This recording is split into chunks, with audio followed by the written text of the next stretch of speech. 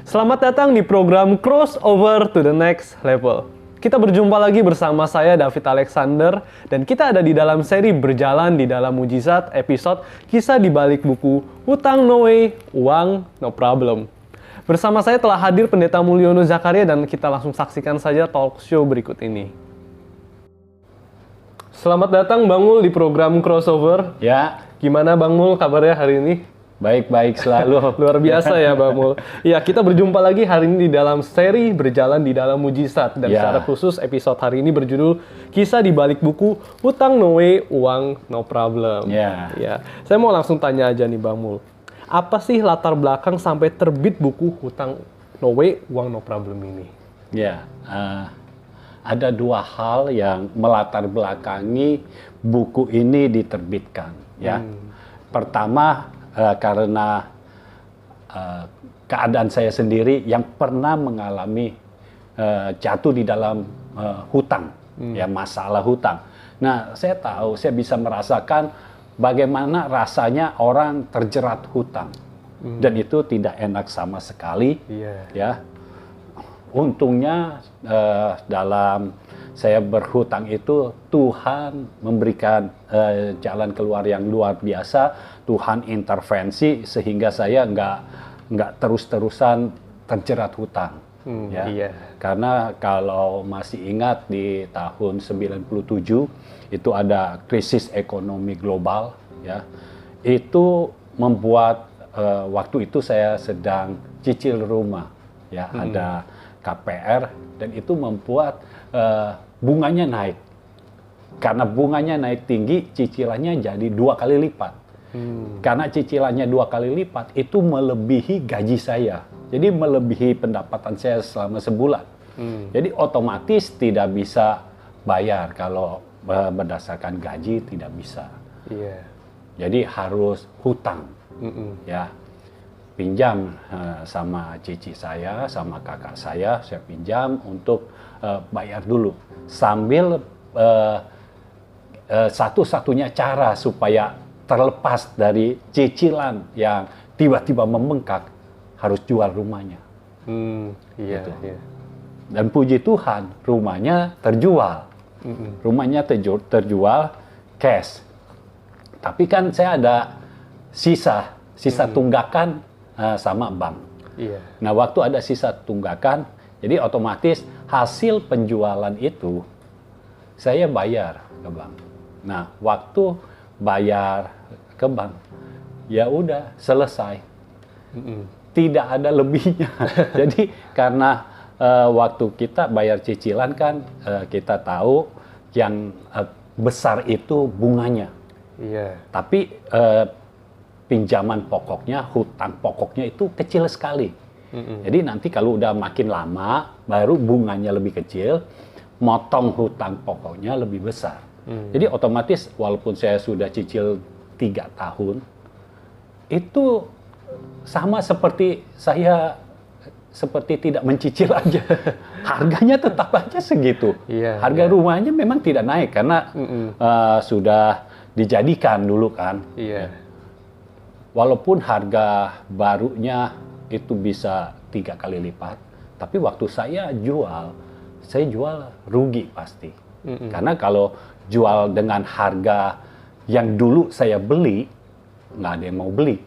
Apalagi kalau jual dengan harga pasar pada saat itu, lebih orang nggak mau beli lagi. Jadi akhirnya saya udahlah, pokoknya yang penting ini bisa terjual, gitu. Jadi setelah terjual, bayar kepada bank, udah lunas hutang di bank. Iya. Tetapi saya kan ada hutang sama kakak saya yang untuk bayar cicilan itu. Jadi mau tidak mau ya saya putar otak bagaimana pinjam sama kantor. Jadi ada hutang baru. Lalu saya ambil cash advance dari kartu kredit.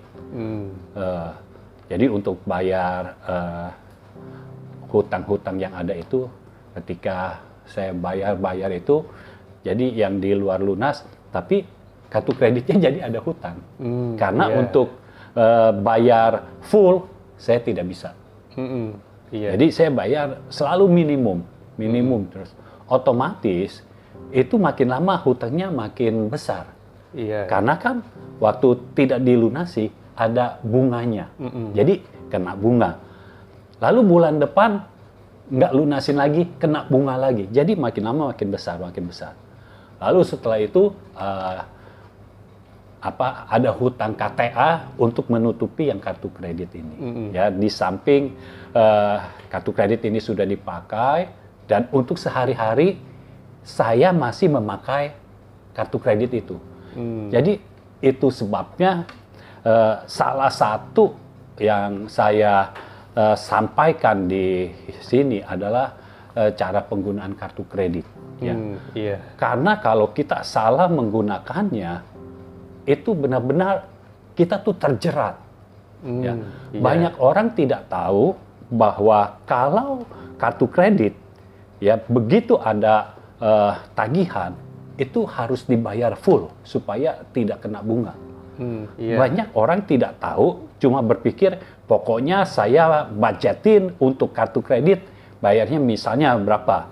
4 juta. Jadi cuma bayar 4 juta. Padahal misalnya hutang kartu kreditnya 4.500.000. Jadi tinggal tambah 500.000 saja sudah lunas. Iya. Tapi karena 4.500.000 itu masih tertahan dan jadi kena bunga. Iya. Kena bunga, dan kalau kena bunga terus-terusan kena bunga. Ya. Lalu ada lagi yang tidak tahu jatuh temponya kapan. Sehingga iya. waktu pakai kartu kredit itu tidak tahu waktu yang paling tepat itu kapan. Iya. Ya. Jadi kan sudah disampaikan tentang mensiasati kartu kredit juga. Iya. Ya. Nah, di sini saya mau sampaikan sekali lagi, di tagihan dari kartu kredit itu ada yang namanya tanggal cetak. Nah, Iya. kalau ada tanggal cetak, waktu yang paling baik untuk kita memakai kartu kredit adalah setelah tanggal cetak, bukan setelah jatuh tempo. Iya. Ya. Biasanya dari tanggal cetak ke tanggal jatuh tempo itu ada selisih 2 minggu, biasanya begitu. Jadi setelah 2 minggu baru jatuh tempo. Nah, kalau setelah tanggal cetak, artinya kita 2 minggu nggak kena jatuh tempo karena sudah dicetakkan tagihan sebelumnya. Artinya nanti jatuh temponya di bulan berikutnya. Iya. Iya. Jadi ada 1,5 bulan, kira-kira begitu. Jadi waktunya lebih panjang.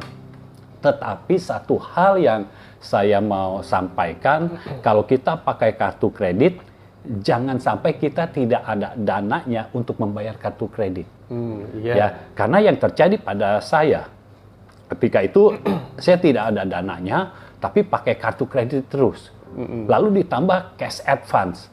Nah, belakangan saya baru tahu cash advance itu begitu kita tarik tunai, itu sudah ada bunganya, sudah ada biayanya. Iya. Jadi nanti waktu kita bayar tidak lunas, itu kena bunga lagi. Jadi ada bunga berbunga. Jadi hati-hati buat saudara-saudara yang memiliki kartu kredit, jangan pakai itu untuk tarik tunai. Ya, iya. karena itu akan menjerumuskan saudara ke hutang-hutang yang berikutnya. Ya. Lalu sebisa mungkin pakai kartu kredit itu tidak melampaui kekuatan kita untuk membayarnya. Iya. Jadi ketika pakai kartu kredit pastikan kita punya dananya. Iya. Nah, karena saya waktu itu nggak punya dana, akhirnya ya udah hutang dari satu KTA ya bank yang satu ke bank yang lain lagi. Pinjam lebih banyak lagi untuk menutupi hutang KTA ini. Akhirnya hutangnya makin lama makin panjang. Iya, gali lubang tutup lubang. Iya, gali lubang tutup lubang terus. Akhirnya ini pertama sih lubangnya berganti, tetapi belakangan lubangnya bertambah, bukan berganti. Jadi bertambah. Puji Tuhan, pada saat itu ada orang yang mau bantu saya, ya. Jadi semua hutangnya dilunasi Hutang KTA itu dilunasi. Jadi saya tinggal bayar ke orang itu tanpa bunga. Iya. Tetapi karena saya ya pas waktu itu saya ambil kuliah juga. Iya. Nah, dananya banyak keambil untuk bayar kuliah. Iya. Nah, waktu bayar kuliah, otomatis yang cicilan saya kepada orang itu sering saya tidak bayar. Karena waktu bayar uang kuliah, tidak ada lagi dananya. Ya. Lalu setelah itu, ya akhirnya pokoknya dianggap lunas. Jadi di situ saya baru tidak punya hutang, dianggap lunas. Jadi untuk seperti itu Tuhan benar-benar harus kirimkan malaikat, Iya. kirimkan angel untuk saya. Jadi saya tidak berhutang lagi, dan sejak saat itu saya tidak mau berhutang lagi. Dan memang sejak saat itu sampai sekarang saya tidak berhutang lagi. Iya. Itu sebabnya saya buat buku yang judulnya Hutang No Way. Iya. Karena saya tahu bagaimana susahnya orang hidup di dalam hutang dan bagaimana pusingnya orang hidup di dalam hutang. Iya. Itu sebabnya jangan dimulai. Karena biasanya kalau sudah mulai hutang, akan ada hutang-hutang berikutnya. Iya. Nah, akhirnya saya tidak berhutang sama sekali, Tuhan menolong. Lalu waktu itu saya ingat saya ke satu gereja, Tuhan minta saya datang ke satu gereja ya di daerah Cempaka Putih. Dan kebetulan, nggak tahu kebetulan apa kebenaran, di situ gembalanya adalah kakak saya sendiri, pendeta Sony Zakaria, dan itu yang menjadi bapak rohani saya. Nah, pada saat saya ke situ, beliau sampaikan firman tentang benih, Iya. benih dan roti. Jadi yang datang ke kita itu ada benih dan roti, Iya. dari kitab Korintus itu. Nah, saya seperti baru terbuka matanya. Oh, jadi kalau uang yang kita terima, ada yang sifatnya benih, ada yang sifatnya roti. Iya. Selama ini semua saya habiskan. Karena mau hidup dalam iman tidak perlu ada tabungan. Tetapi salah sekali. Karena itu tidak sesuai dengan firman. Yang sesuai dengan firman adalah semua yang kita dapatkan harus ada yang dijadikan benih, artinya disimpan, dan harus ada yang dipakai, yang dijadikan roti. Iya. Ya, jadi karena seperti itu saya baru terbuka matanya. Jadi di rumah ketika pulang saya langsung ambil kertas, saya mulai buat. Selama ini saya sudah buat angka-angkanya, semua pengeluaran saya tulis. Tapi itu kan realisasi. Iya. Jadi selama waktu itu saya buat realisasinya, saya tidak buat budgetnya. Iya. Nah, kebanyakan orang salahnya di situ. Jadi saudara-saudara yang mendengar tayangan ini, kalau saudara membuat cash flow, jangan catat realisasinya. Justru yang lebih penting adalah budgetnya. Nah, budget tidak bisa dibuat, ya, anggaran tidak bisa dibuat kalau tidak ada realisasinya. Realisasi awal itu adalah dasar untuk buat budget. Nah, setelah saya mendengar firman Tuhan seperti itu, saya mulai, saya bertekad saya akan kelola uang saya dengan baik. Ada selama ini cuma catat realisasi, tapi kok tetap kurang gitu. Akhirnya saya mulai lihat dari realisasi saya buat budget. Dan yang saya bisa ketatkan, saya kurangi habis-habisan. Khususnya dalam hal makan. Iya. Makan, transport, itu saya kurangi habis-habisan. Tidak ada jajan sama sekali. Yang tadinya ada jajan, sekarang jajan 0. Jadi tidak ada jajan sama sekali. Maksudnya ngemil, ya beli sesuatu untuk ngemil, nggak ada. Jadi benar-benar makan untuk yang 3 kali sehari aja. Tetapi itu juga saya bawa dari rumah. Yang tadinya saya malu untuk bawa dari rumah, sekarang saya bawa dari rumah, sehingga itu benar-benar yang tadinya besar sekali untuk makan saya itu jadi ciut ya. Jadi kecil sekali. Ya, jadi sedikit sekali. Nah, setelah saya kelola itu barulah Tuhan intervensi. Dihadirkan malaikat penolong. Sehingga saya tidak ada hutang lagi, dan setelah tidak ada hutang, saya mau ikut sesuai dengan firman. Saya tidak berhutang lagi sejak saat itu. Kemudian setelah saya ke gereja itu, kakak saya berkata, coba belajar ini, nulis, ya, belajar nulis buku itu ya, belajar nulis. Jadi saya berpikir daripada saya belajar nulis, mendingan saya langsung tulis buku aja gitu. Jadi nggak usah belajar lagi. Itu satu. Terus yang kedua, disuruh pelajari bisnis juga. Nah, untuk mempelajari bisnis, saya kan agak susah karena selama ini jadi karyawan. Karyawannya bukan bagian marketing, bukan bagian sales, tapi bagian keuangan.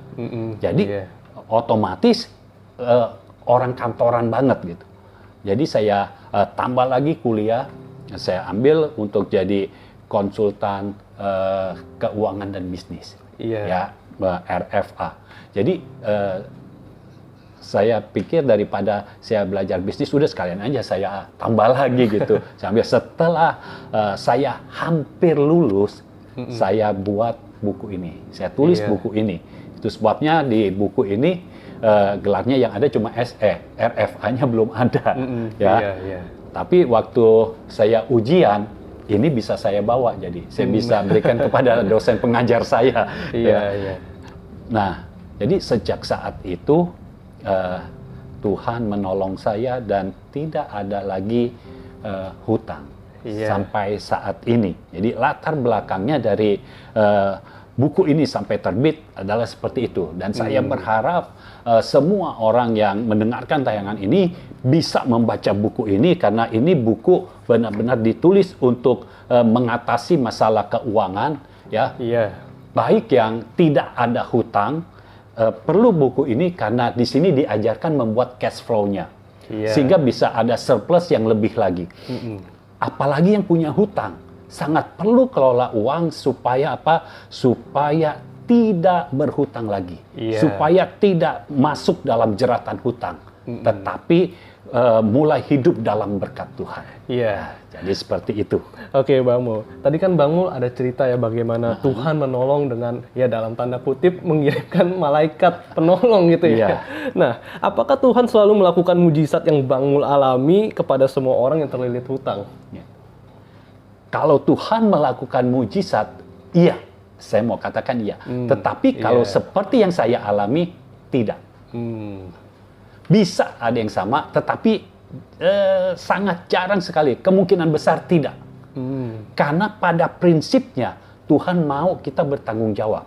Kalau kita kelola uang tidak benar, kita harus bertanggung jawab. Kalau sudah ada hutang, kita harus bertanggung jawab melunasinya. Jangan punya mentalitas mengharapkan pertolongan orang lain. Waktu saya berhutang, saya tidak punya mentalitas, saya tidak pernah mengharapkan ada orang yang bantu saya, tidak. Tapi saya berdoa kepada Tuhan, saya mau bayar hutang ini, saya mau lunasi, tetapi saya tidak punya kekuatannya. Kenapa? Bukan karena Tuhan kasih saya kurang, tetapi karena saya kelolanya salah. Salah kelola jadi kurang, padahal harusnya lebih. Ya. Jadi itu masalah orang ketika dengar kesaksian saya, langsung kalau yang punya hutang langsung saya percaya bahwa Tuhan akan kirim orang untuk melunasi hutang saya. Nggak bisa begitu. Itu khusus untuk saya. Jadi untuk orang lain, Tuhan itu sangat kreatif. Masa enggak tiap kali ada yang hutang diberi jalan keluarnya begitu terus? Enggak.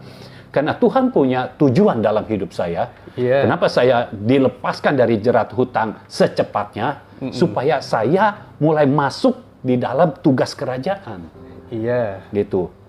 Karena kalau ada hutang masuk dalam tugas kerajaan, ini kan seperti ada yang membebani, tidak enak sekali. Iya, Gitu. iya. Jadi untuk orang-orang yang berhutang, bertanggung jawablah untuk melunasinya. Iya. Jangan berharap ada orang yang akan melunasi, dan jangan juga minta orang lain untuk melunasinya.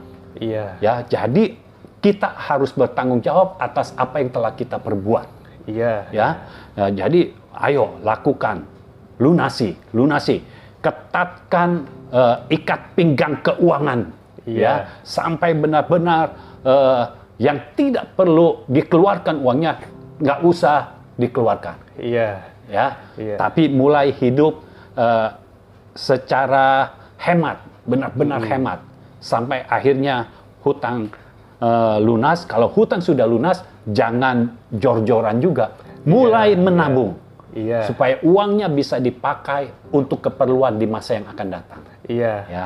Oke, Bang Mul. Nah, sejak Bang Mul memutuskan untuk tidak berhutang lagi, apakah Bang Mul benar-benar tidak pernah nih dihadapkan dengan kondisi harus berhutang lagi? Kalau masih pernah, bagaimana Bang Mul menghadapinya? Pernah atau tidak? Tergantung ya. Buat saya tidak pernah. Walaupun ada yang mau memberikan hutang kepada saya, tetapi buat saya itu bukan saya harus berhutang. Iya. Ini. Iya. Uniknya cara Tuhan begini. Setelah saya membuat buku ini, menulis buku ini, ya, saya sudah lulus. Saya lulus kuliah itu tahun 2005. Ya, 2005. 2006-nya Tuhan minta saya resign dari pekerjaan saya. Padahal tujuan saya kuliah supaya saya naik level di kantor, naik jabatan gitu. Karena selama ini salah satu yang menghalangi saya naik ke level berikutnya adalah bukan S1. Ya, kalau bukan S1 lebih sulit gitu. Nah, karena itu saya kuliah. Tapi setelah kuliah, setahun kemudian Tuhan minta saya resign. Iya. Walaupun sedang dipromosi, ya Tuhan kan tidak peduli.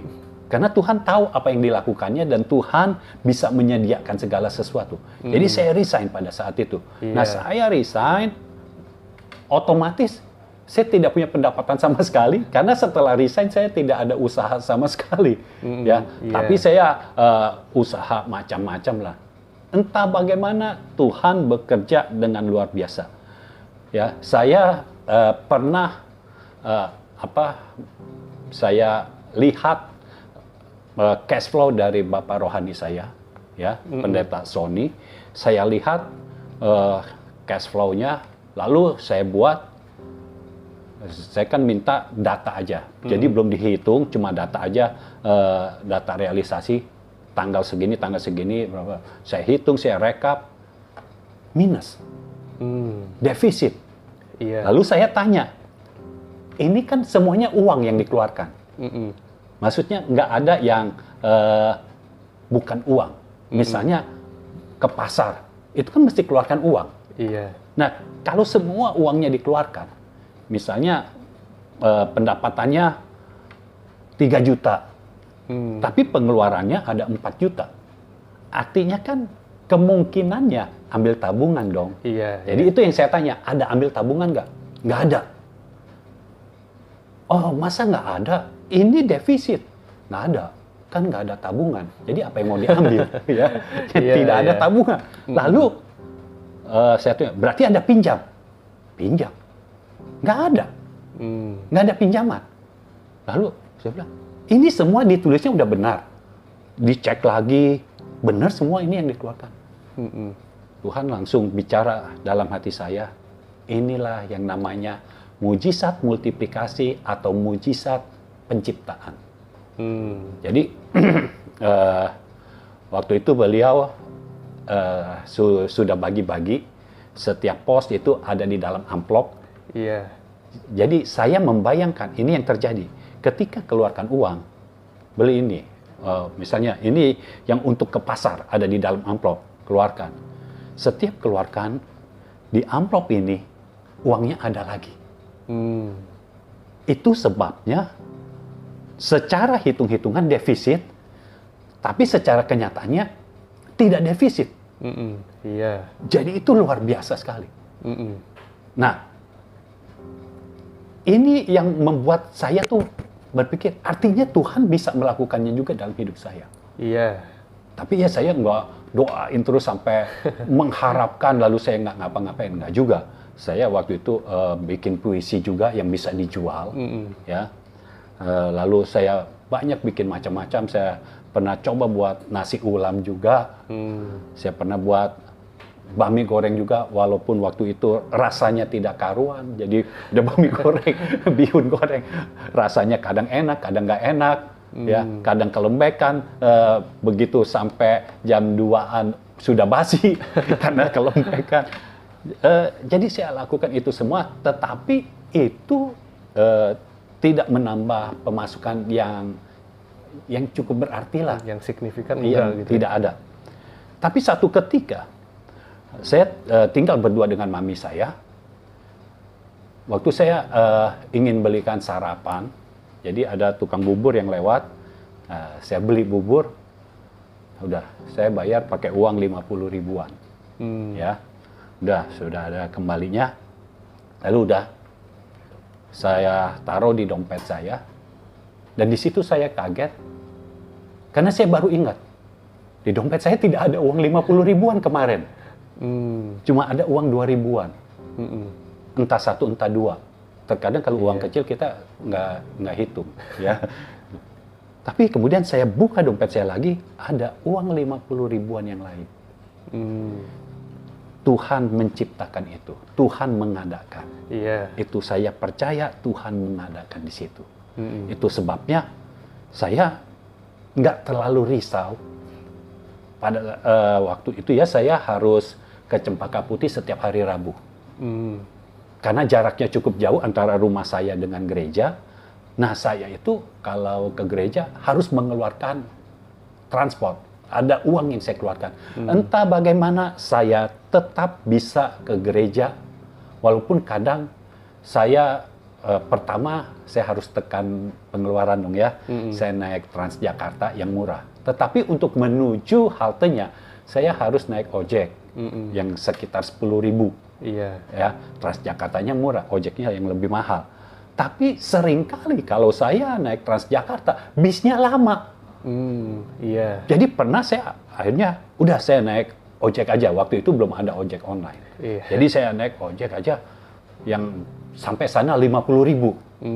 Tapi saya juga tidak tahu bagaimana uangnya ada aja. Padahal benar-benar saya sudah tidak bekerja. Iya. Tapi uangnya ada. Nah, puji Tuhan itu selalu ada. Ya, jadi Tuhan bisa mengadakan. Iya. Nah, saya percaya Tuhan terus akan melakukan mujizat-mujizatnya di dalam kehidupan orang-orang yang bergantung kepadanya dan yang berpegang kepada firman-Nya. Iya, amin. Ya. Iya. Nah, ketika Bang Mu membuat cash flow pertama kalinya, apakah ada hambatan? Iya, hambatan pasti ada. Ya. Semua saudara yang mau membuat cash flow pertama kalinya pasti ada hambatan, yaitu malas. Iya. Ya. Karena banyak yang harus didata gitu ya. Setelah kita tulis per hari kan itu, belum kita mesti ingetin, ini per hari, kita mesti ingetin, tadi belanja apa aja ya. Iya. Tapi itu mau tidak mau kita harus lakukan kalau kita mau kelola uang dengan benar.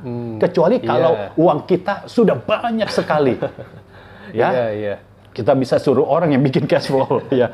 Jadi, waktu itu, aduh, gimana ya?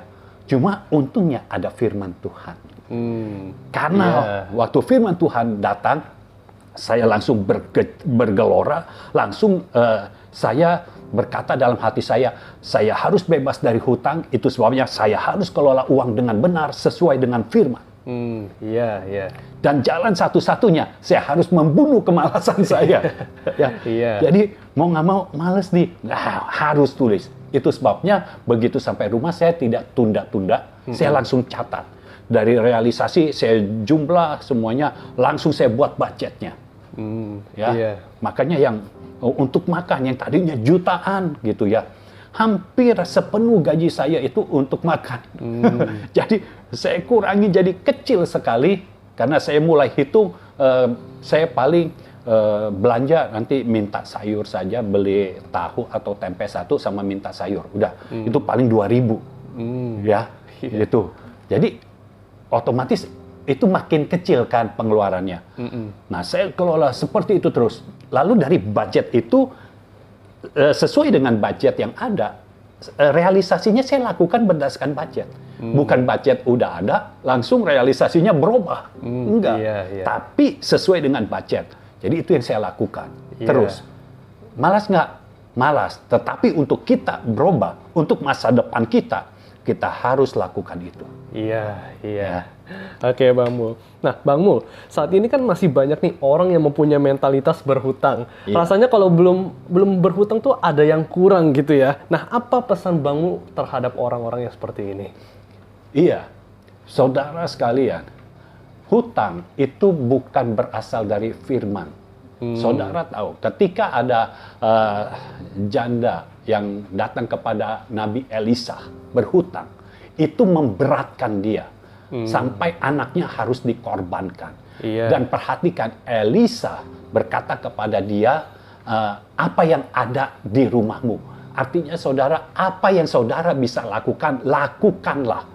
Ya, yang bisa menghasilkan, ya mulai menghasilkan. Mentalitas berhutang biasanya, entah kenapa, ya orang yang berhutang suka traktir orang. Suka bayarin orang, entah kenapa biasanya begitu. Nah, jangan malu lagi, tidak usah traktir orang, karena kita sendiri pun sebenarnya yang perlu ditraktir. Karena uang kita kan minus, berhutang. Pakai uang kita untuk bayar hutang sesuai anjuran arahan dari Nabi Elisa yang berkata kepada janda itu, kalau minyaknya sudah penuh ya di bejana-bejana yang ada, jual minyaknya. Yang dilakukan pertama kali adalah setelah dijual kan dapat uang.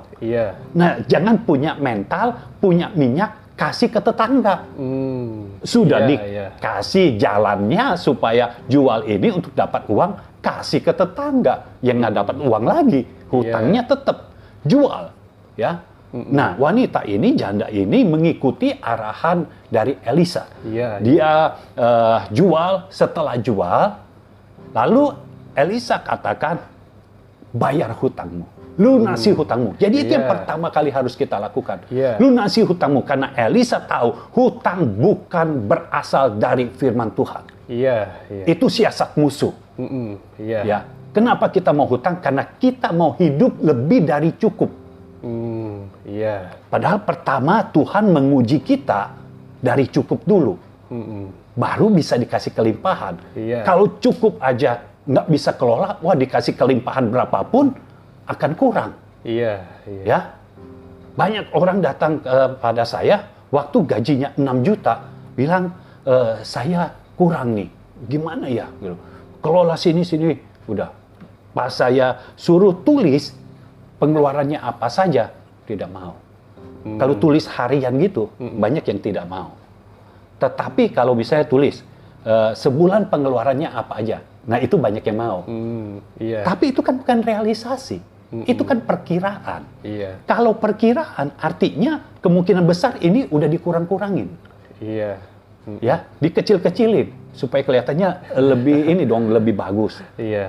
Yang gaji 6 juta waktu datang kepada saya bilang kurang. Lalu nggak lama datang lagi yang gajinya 20 juta. Bilangnya kurang juga. Lalu mau gaji berapa yang tidak kurang? Jadi artinya mentalitas hutang biasanya awalnya belum berhutang, tetapi masalahnya karena salah kelola uang. Karena salah kelola uang langsung punya hutang. Dan karena punya hutang awal langsung kayaknya enak juga. Karena kalau hutang itu dapatnya langsung besar. Beda kalau kita usaha, kita jual, dapatnya dikit-dikit kan.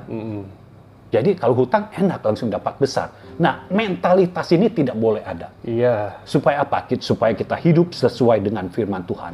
Kalau kita hidup sesuai dengan firman Tuhan, maka berkat Tuhan yang akan menjadikan kita kaya.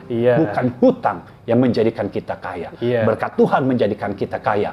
Dan saya berdoa supaya kita bisa kaya tanpa berhutang. Amin. Oke, Bang Mul. Terima kasih untuk hadirannya pada episode ini. Kita akan berjumpa di episode yang selanjutnya. Tuhan Yesus memberkati. Ya, Tuhan memberkati. Demikian episode hari ini. Biar apa yang terjadi dalam kehidupan Pendeta Mulyono Zakaria juga bisa terjadi di dalam kehidupan saudara sekalian. Bagi saudara yang belum menonton seri bedah buku Hutang No Way, Uang No Problem, saudara bisa langsung menontonnya pada channel YouTube Mulyono Zakaria. Program crossover akan tayang setiap hari Selasa pukul 7 malam. Jangan lupa klik like dan subscribe channel YouTube Mulyono Zakaria. Dan jangan lupa klik loncengnya. Saudara juga bisa follow Instagram JGF Indonesia. Saya David Alexander, kita berjumpa di episode yang selanjutnya.